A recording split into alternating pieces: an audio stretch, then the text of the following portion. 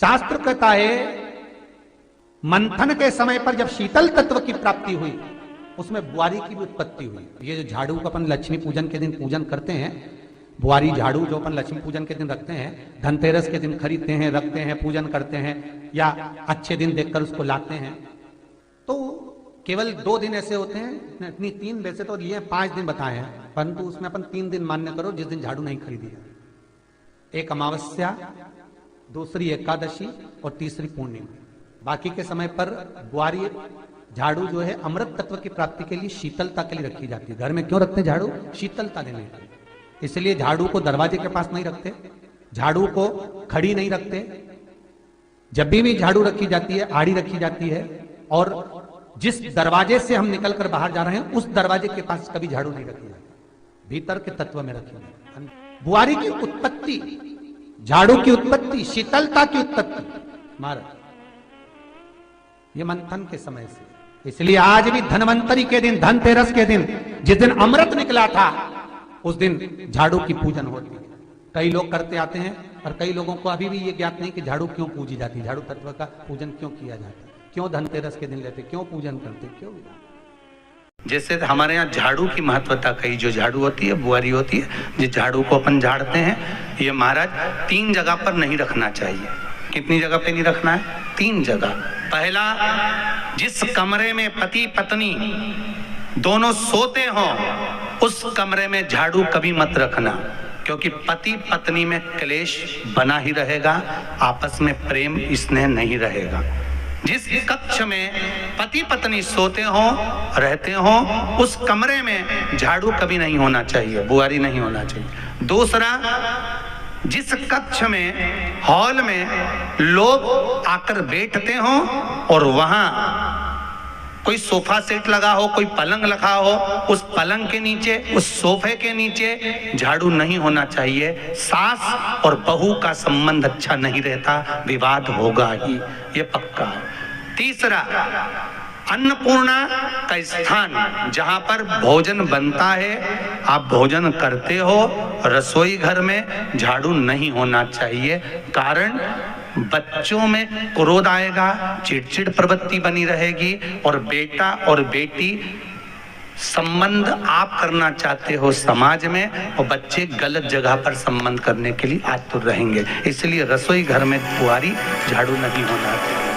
शाम को 4 बजे से लेकर 7 बजे के बीच में शंकर और पार्वती के भ्रमण का समय रहता है। मेरे देवाधिदेव महादेव माता पार्वती के भ्रमण का समय, भगवान शंकर पार्वती घूमने को निकल गए।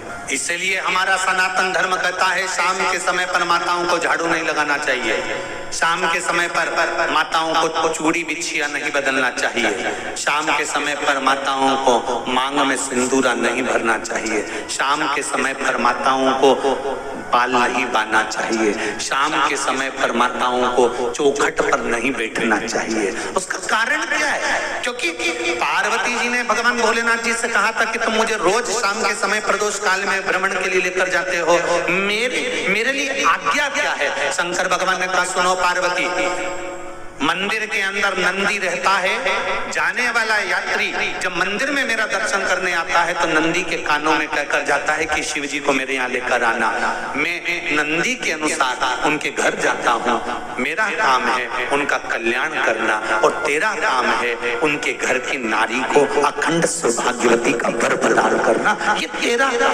तब पार्वती माता ने कहा, अखंड सौभाग्यवती होने का वर मैं तो दे दूंगी, पर उस समय पर माताएं चूड़ी बदल रही होगी, हाथ से चूड़ी निकाल रही होगी, तो मैं वर कैसे दे सकती हूँ? मांग भर रही होगी तो मैं वर कैसे दे सकती हूँ? उस समय पर चूड़ी बिछिया बदला जा रहा होगा तो मैं वर कैसे दे सकती हूँ? उस समय पर झाड़ू लग रही होगी तो मैं लक्ष्मी को वहां कैसे भेज सकती हूँ? आप बताओ। तो शंकर भगवान ने कहा, प्रदोष का समय एक ऐसा समय होता है, शाम का समय ऐसा होता है जिस समय पर केवल शंकर और पार्वती की आराधना का समय होता है। हम तो कई लोगों से कहते हैं, अगर आपके यहाँ संपदा नहीं आ रही है, बहुत मेहनत कर रहे हो, फल नहीं मिल रहा, कहीं नौकरी, कहीं सर्विस या कहीं व्यापार या व्यवसाय में कहीं तकलीफ आ रही है, हम सबसे कहते हैं शाम का समय पकड़ लो, शंकर जी के मंदिर में दिया लगाना प्रारंभ कर दो। शिव मंदिर में अगर दिया नहीं लगा रहे हो तो बेलपत्री के पेड़ के नीचे दिया लगा दो। बेलपत्री और शंकर जी के मंदिर में दिया नहीं लगा रहा तो शंकर जी के मंदिर के बाहर चौखट पर दिया लगा। इतना भी नहीं कर सकते तो अपने घर के बाहर अपने द्वार पर दिया लगा दो, पर शंकर जी के नाम का श्री शिवाय नमस्तुभ्यम बोलकर शंकर भगवान को याद कर कर, अपनी कामना कर कर, बाबा का स्मरण कर कर, पंचाक्षर मंत्र नमः शिवाय, षडाक्षर मंत्र ओम नमः शिवाय, द्वादशाक्षर मंत्र ओम नमो भगवते वासुदेवाय, जो मंत्र तुमको याद है उसका स्मरण कर कर, लक्ष्मी हो चाहे नारायण हो चाहे राम हो चाहे कृष्ण हो, स्मरण कर कर शाम के समय बाहर दिया लगा दो, दरवाजे के पास लगा दो। वो सुनेगा जरूर, आएगा तो उसका वेलकम जरूर होगा और वो कुछ देकर जरूर जाए। नियम तो बनाओ, उसकी चौखट पर जाकर कहना प्रारंभ करो। बृहस्पति महाराज ने कहा कि शाम का समय जो प्रदोष का समय होता है उस समय पर इंद्रदेव तुम शंकर जी की आराधना करो। शिव आराधना से शंकर जी जो मार्ग प्रशस्त करेंगे, शिव आराधना से जो शंकर जी कहेंगे वो तुम करना। आराधना करी बाबा भोलेनाथ जी। बृहस्पति महाराज ने प्रदोष की महत्वता समझाई तो प्रदोष का समय जानकर शंकर जी पर 7 बेलपत्र प्रदोष के दिन इंद्र ने समर्पित कर दी बिना सोचे। कितनी बेलपत्र?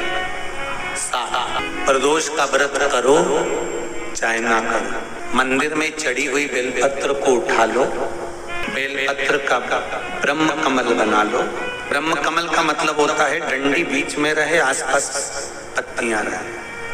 7 पत्ती का ब्रह्म कमल बनाकर, जैसे ये पत्तियां हैं एक जैसी रखी हुई हैं, तो इसको फैला लिया, 7 पत्ती को आपस में फैलाकर ब्रह्म कमल बना लिया। प्रदोष का व्रत करें ना करें, जरूरी नहीं है कि वृक्ष से ही पत्ती लेकर आओगे तो ही शंकर जी को चढ़ाओगे। शिव जी पे से चढ़ी हुई उठाकर धोकर ब्रह्म कमल बनाकर बाबा से विनय कर कर, हे प्रभु आज मैं इस काम के लिए जा रहा हूँ, बाबा मेरा ये कार्य है, बोलकर श्री शिवाय नमस्तुभ्यम बोलकर शिवलिंग पर समर्पित। दिन भर के प्रदोष व्रत का फल बाबा एक बेलपत्री समर्पित करने पर ही प्रदान कर देता है।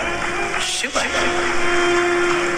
प्रदोष व्रत कर रहे हो उससे बढ़कर कोई प्रसन्नता नहीं, पर नहीं कर रहे तो प्रदोष के दिन या 12 महीने शिवरात्रि आती है, शायद आज भी हो, हर महीने शिवरात्रि आती है, प्रत्येक महीने की शिवरात्रि शिव जी को रिझाओ। श्री शिवाय नमस्तुभ्यम, श्री शिवाय नमस्तुभ्यम, श्री शिवाय नमस्तुभ्यम, श्री शिवाय नमस्तुभ्यम, श्री शिवाय नमस्तुभ्यम, श्री शिवाय नमस्तुभ्यम, श्री शिवाय नमस्तुभ्यम, श्री शिवाय नमस्तुभ्यम, श्री शिवाय नमस्तुभ्यम, श्री शिवाय नमस्तुभ्यम, श्री शिवाय नमस्तुभ्यम, श्री शिवाय नमस्तुभ्यम,